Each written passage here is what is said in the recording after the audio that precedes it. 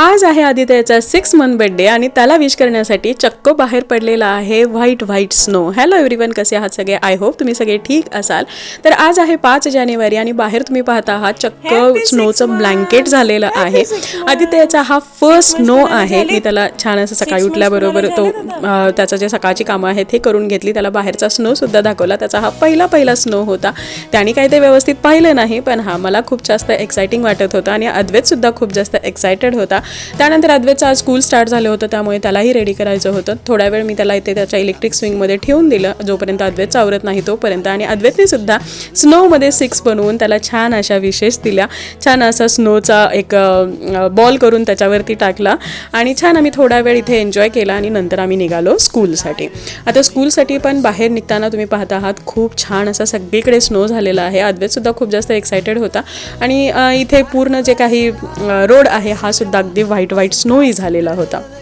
तर आजचं वातावरण खूपच छान होतं, थंड होतं, पण मस्त वाटत होतं, फ्रेश वाटत होतं. त्यानंतर घरी आल्यानंतर बाकीची सगळी कामं वगैरे आवरली आणि अचानक मला आठवलं की या पद्धतीने आपण फ्रूटचा केक बनवू शकतो. घरामध्ये जे अवेलेबल होते त्या फ्रूट्स घेतले आणि त्याचा या पद्धतीने मी केक बनवला. 6सुद्धा ग्लिटर पेपरचं 6 बनवलेलं होतं आणि त्यानंतर आम्ही छान असा आदित्यचा फोटोशूट करून घेतलं. तो सुद्धा खूप जास्त एक्सायटेड होता आणि अद्वैत त्याला खूप छान हसवत होता, त्यामुळे त्याचा मूडही इथे छान होता. मस्त असे फोटो आले आणि अशा पद्धतीने आदित्यचा आम्ही 6 मंथचा बर्थडे सेलिब्रेट केला.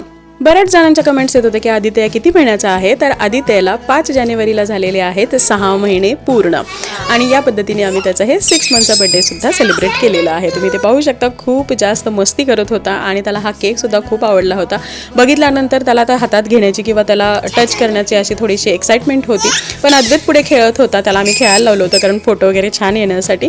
आणि जसा तो केक हातामध्ये आला तर लगेचच त्याला ते तोंडामध्ये घालायचं होतं. आम्ही बाकीच्या सगळ्या काढून त्याला थोडंसं असं तोंडामध्ये दिला आणि छान त्याने पण थोडा टेस्ट केला. मी नंतर थोडंसं कट करून पण त्याला थोडंसं चाटवलं होतं, ते काही खाल्लं नाही आहे त्यांनी, पण या पद्धतीने त्यांनी थोडंसं त्याची टेस्ट घेतली.